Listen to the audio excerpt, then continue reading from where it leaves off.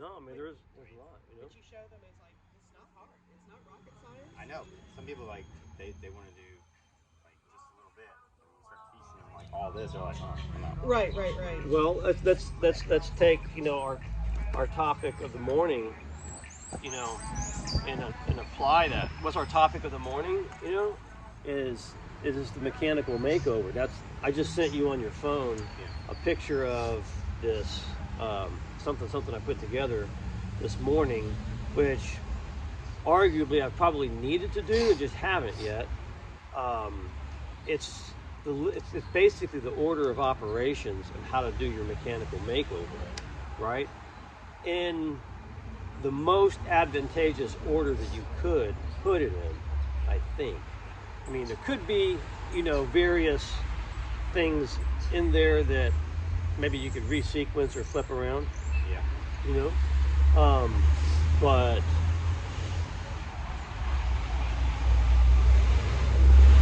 like, you guys have been doing this here for what? Call it a week. All right. I've noticed. Good morning, Donnie. I've noticed significant improvement. Like this morning, I woke up and I thought of you, Robin.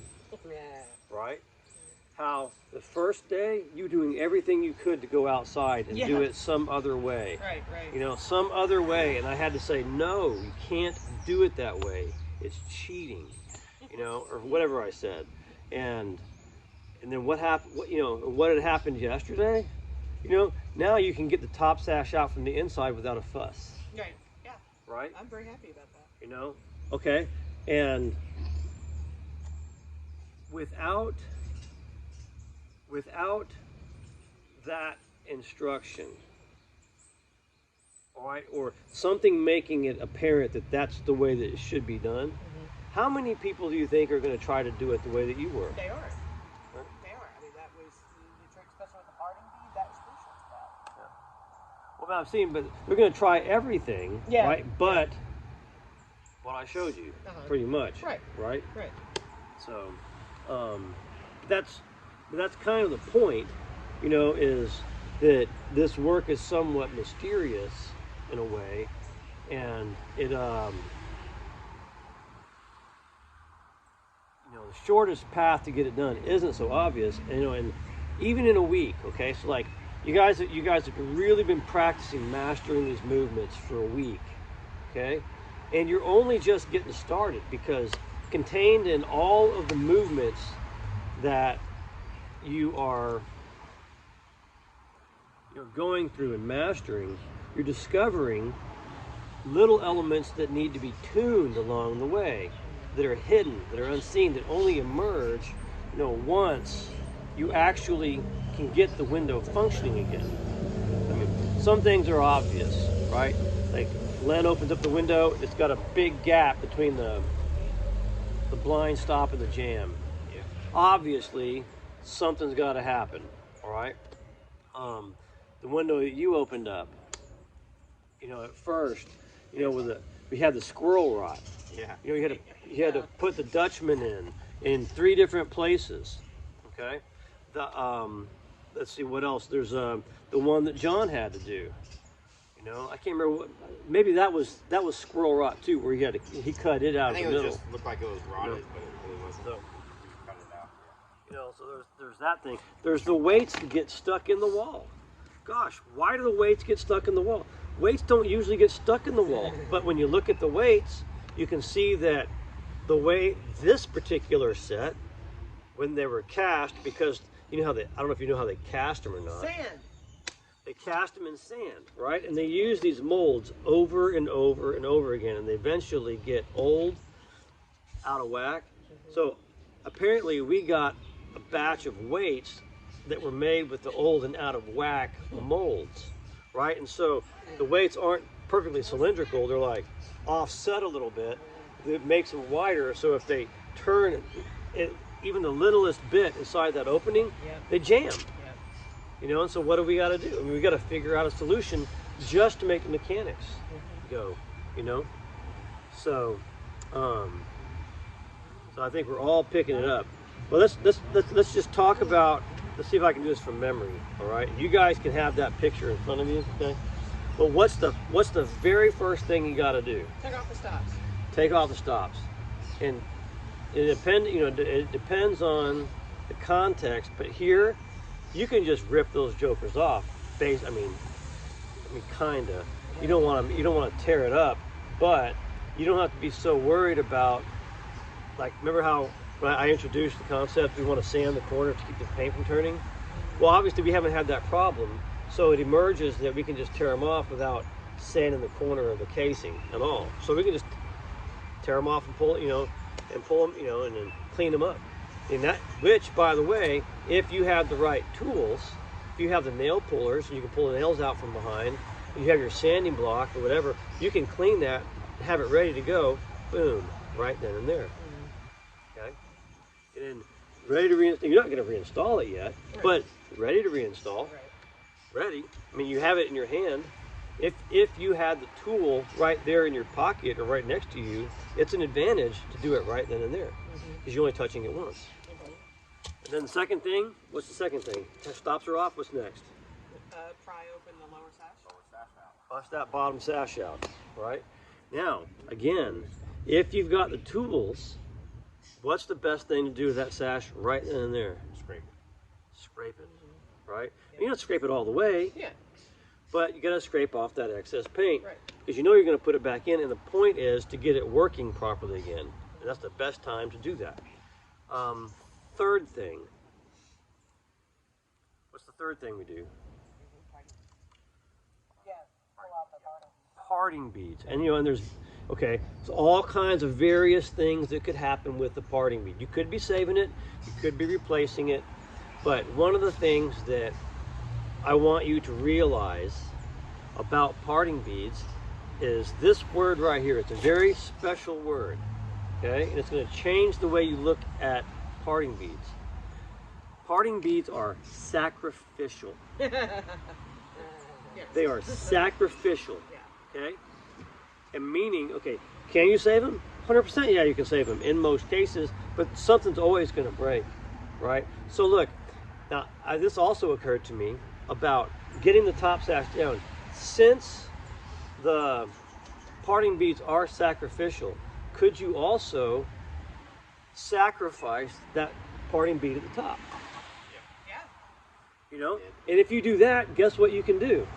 You can get a little bar, you can pop that little that top sash down, no problem. That's why you can't get the top sash down, no problem, is because the parting bead's in the way, But so that's the so you get the parting beads out. Boom. What's next? Get the top sash down. Top sash down. Right. Top sash comes down. Yep. Scrape it, because you're set up, right? And you're trying to cook with gas. Okay. You get that all ready. And Scrape it, pull the ropes out off the side. Mark it. so what? So what's next after that? Start scraping the jam. Is that what I said on the document? I think it probably is. Access doors. Scrape away jam, then cut access doors. Yeah. So scrape and sand. Okay. Now here's the other thing too. Let me just back up a little bit to that parting bead at the top. Okay. If you take that parting bead out at the top, I mean, it means you have to put another one back in. Right. Right. Okay. Which means you got to have parting bead on hand, which, okay, that might not happen. So depending on what your skills are, where you are, all that kind of stuff in the job, and your talents and stuff. Okay. But if you're going to put that parting bead back on, then that's a good thing. I was going somewhere with that, but I don't know where it was. It was that if that parting bead's not there, how easy is it to clean up all that up there? If that parting bead gets in the way of your scraper, right? So there's that. Scrape and sand. And then what's next after that? Scrape and sand, cut your doors. Yeah, you cut your doors. If the doors don't exist already. Oftentimes the doors exist already, and then you just take them off, and you want to save, they have little screws to hold them on and stuff like that. All right. Cut the doors. What's after that? Rehang your ropes. Rehang your ropes. Okay, right then and there. What kind of a knot? Figure eight. A figure eight. Okay. And what happens immediately after you hang your ropes? That was how did I write it on the document? And that's a good time to cut your new parting beads before you do the test, because your bottom sash has to ride against your parting bead to know if it's accurate or not. And if you don't have a parting bead in there, then you can't do that. Then you're just, I mean, you can do it and guess, and get a pretty good guess, but if your parting, you got to cut it anyway. So go ahead and put that parting bead back in there. And if you're using the old one, that means that you would have had to already scraped and gotten that one ready at the same time. Okay. So then you test your travel, right? What's the travel? Does it go all the way up? Does it go all the way down? Okay. Goes all the way up and goes all the way down. Are you good? Yep. And what else do you have to check?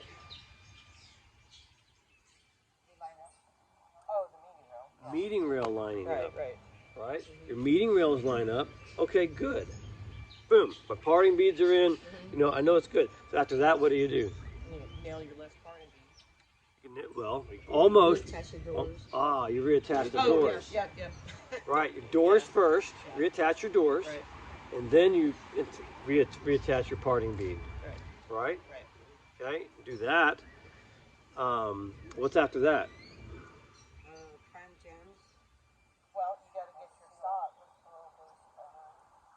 Oh yeah, nail stops and parting beads on there. Oh yeah. Okay, so we also have but you've already gotten your stop ready, right? So all you got to do, is put your top sash in. You make sure your parting beads are in place in the proper place. Put your bottom sash in. Nail your stop to the left, and then, right? Yep. What do you do after that? Take your sashes back out, start priming. Prime it, right? And that's it. That's the sequence. And if you can do that, if you can just follow that, then 2 a day is possible, right? And that's what we're shooting for. So there's the 2 a day, all right? And if you're not getting the 2 a day, it's because something is out of order, and you have to ask what it is. Sometimes what's out of order is you are out of order, and by you being out of order could be a lot of things, right? Like, okay, maybe I don't have all the tools in place that I need to have in place. That's you being out of order, right? Maybe I get distracted by shiny things, and I get into long conversations about the weather. I don't know. I mean, who knows what it is, that is keeping you from focusing on that. Maybe you just need more practice. Maybe you hit a snag, something unexpected. You got to solve. Takes a while. But that's just one of those things. You have to ask, okay, when is this problem solved? And you have to, like for example, okay, like John opens up one, okay, and if something has to be addressed, the sills are like flat. Okay? What's keeping him from finishing his mechanical makeover? Nothing. I mean, it's a problem, yeah, okay, and we can address it, yeah, okay, but do you get bogged down on this problem? Okay? What about the squirrel rot in your case? Does that keep you from finishing your mechanical makeover? No. Does it have to be addressed? Yes. Okay? But right at this moment,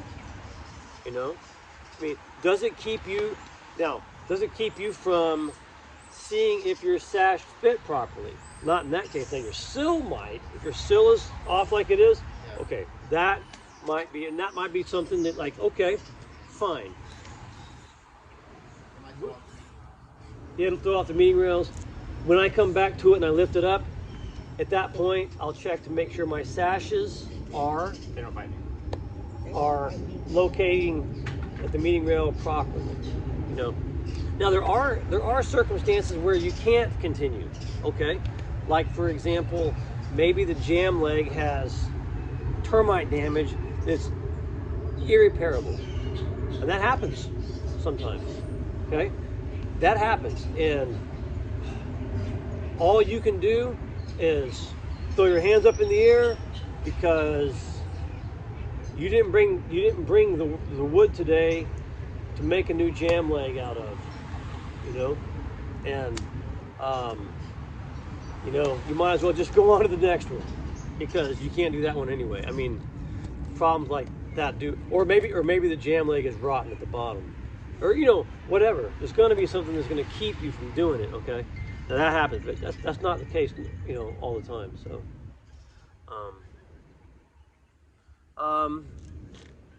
but I want, you know, I'm going to have this printed out into a document because this is the kind of thing that it'll make or break every single apprentice that comes through here. You know, and every apprentice that is involved in this enterprise needs to know this mechanics to prime sequence, and it needs to be gospel. You know, that, you know, that, and everybody's got to be on the same page that this is what we do. All right, this is part of how we do it. We can't move on to the next phase until this is done, because the other thing too about this is I call it the setup, right? And you know what I mean by the setup is now you can work on the sashes.